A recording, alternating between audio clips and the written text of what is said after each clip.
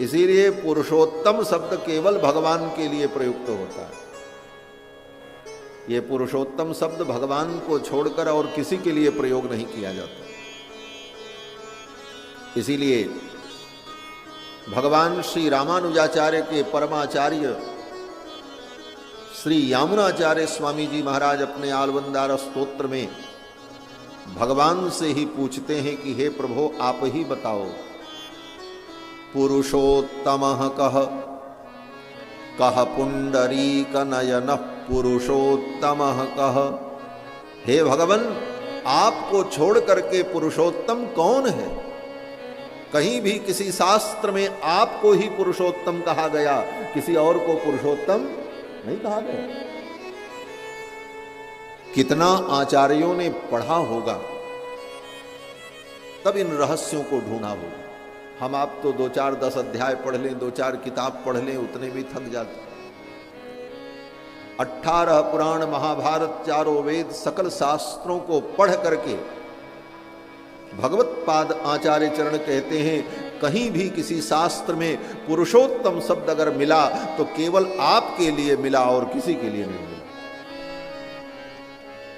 पुरुषोत्तम का कह पुंडरीक नयनः। पुंडरीक नयन, कमल लोचन,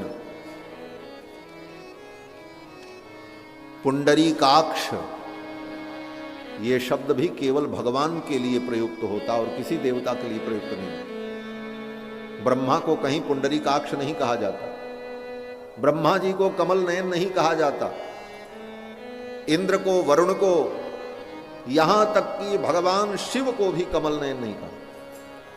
विरूपाक्ष, त्रिनेत्र, ये सब नाम उनके हैं, परंतु कमल नयन तो केवल भगवान है। इसीलिए कहा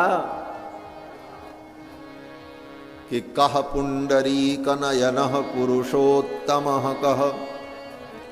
तो पुरुषोत्तम भी भगवान ही, और गीता में तो भगवान ने स्पष्ट रूप से कहा कि द्वामिमौ पुरुषौ लोके क्षरश्चाक्षर एव च क्षरः सर्वाणि भूतानि कूटस्थोऽक्षर उच्यते। इस जगत में द्वाविमौ पुरुषौ लोके, 2 पुरुष हैं, एक क्षर एक अक्षर। क्षरः सर्वाणि भूतानि, ये संपूर्ण भूत जो है वो क्षर है, और कूटस्थोक्षर उच्यते, जो कूटस्थ है वो अक्षर है। और इन दोनों पुरुषों से मैं श्रेष्ठ हूं, इसलिए मेरा नाम पुरुषोत्तम। तस्मात् लोके च वेदे च प्रथितः पुरुषोत्तमः।